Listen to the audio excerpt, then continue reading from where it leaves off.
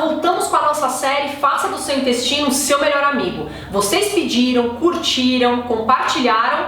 Estou aqui para a parte número 2 da entrevista. Mas calma, se você ainda não viu a primeira parte com a nutricionista Denise Carreiro, tá aqui o e-card. Dá uma conferida lá, depois você volta para assistir aqui essa segunda parte, onde eu perguntei para ela quais as funções do intestino. Vamos saber?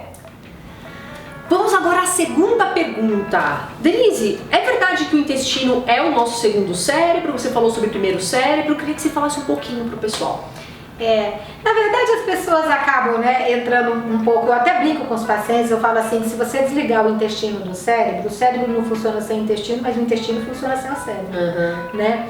Mas na verdade, se a gente pensar por que se coloca muito isso, é o seguinte, quando a gente fala funções do intestino, né? Numa parede íntegra, né? No intestino íntegro, a primeira função dele é falar o quê? Nutriente entra e tranqueira não. Tá. Né? Como a gente brinca, eu brinco com os pacientes, falo persona não grata, né? Tá, então você pega proteína mal digerida, antígeno microbiano, antígeno ambiental, metal tóxico, ou seja, não é natural ao organismo, não entra, tá, né? E ele vai fazer o nutriente entrar. Mas para isso ele precisa estar íntegro, com pH adequado, né? Que é levemente ácido, tudo bonitinho. Ok. Mas o intestino, ele também produz hormônios, produz enzimas, sim, produz neurotransmissores, incluindo 90 a 95% da serotonina, né? Que é a primeira coisa que o paciente fala, como assim? Não é o cérebro que produz? O cérebro também produz, mas 90 a 95% é produzido no intestino. Assim como vários outros neurotransmissores, alguns numa proporção de 60% ou mais do que é produzido no cérebro. E o intestino também produz células de defesa, como a gente estava falando, né? 60 a 70% das células de defesa. Então a ação do intestino é muito mais ampla do que se pensa, né?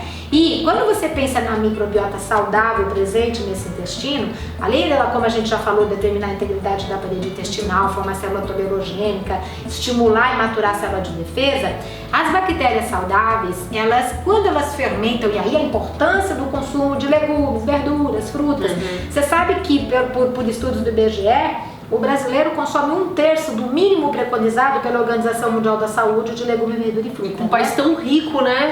E o pessoal se preocupa muito em ficar dando pré-biótico manipulado, pronto, não que seja ruim, mas qual é o principal pré-biótico? Fibras presentes em frutas, legumes, verduras, cereais integrais, não é isso? Sim. Ok, então o que acontece? As bactérias acidófilas, que são principalmente, né, as bactérias saudáveis são acidófilas, elas amam de paixão fermentar fibras de frutas, legumes, verduras, porque o pH vai ficar levemente ácido. E quando elas fermentam legume, verdura e fruta, vai liberar substâncias que mantêm a integridade da parede intestinal, mas que também mantêm um pH levemente ácido. O pH levemente ácido no intestino aumenta a absorção de vitamina e mineral. Ótimo. Mata fungos e más bactérias. Fungos e más bactérias, se eles conseguem se proliferar, eles aumentam a produção de endotoxinas, que são substâncias que podem causar inúmeros problemas no organismo, desde resistência à insulina, diabetes, obesidade, até distúrbios neurocomportamentais e imunológicos, né? E isso acontece nesse desbalanço, perde bactéria saudável, aumenta fungos e más bactérias. E num pH levemente ácido, isso já é amenizado. Só que uma coisa importantíssima é que também num pH adequado no intestino, evita a proliferação de células mal formadas como pólipos e tumores. Nossa! Né? E toda uma modulação do sistema imunológico. Então se a gente pensa na ação do intestino e na ação da microbiota saudável, que ela vai estimular a formação, né, e ação de substâncias anti-inflamatórias, vai estimular a ação de células natural killer, né, que são fundamentais para eliminar uma célula tumoral, né, vão inibir substâncias pró-inflamatórias. Então se a gente pensa nessa ação que acontece no intestino, tanto pela microbiota como pelo próprio intestino, e aí a gente viu que elas precisam estar, né, associadas para isso acontecer, dá pra gente pensar que o intestino é segundo cérebro?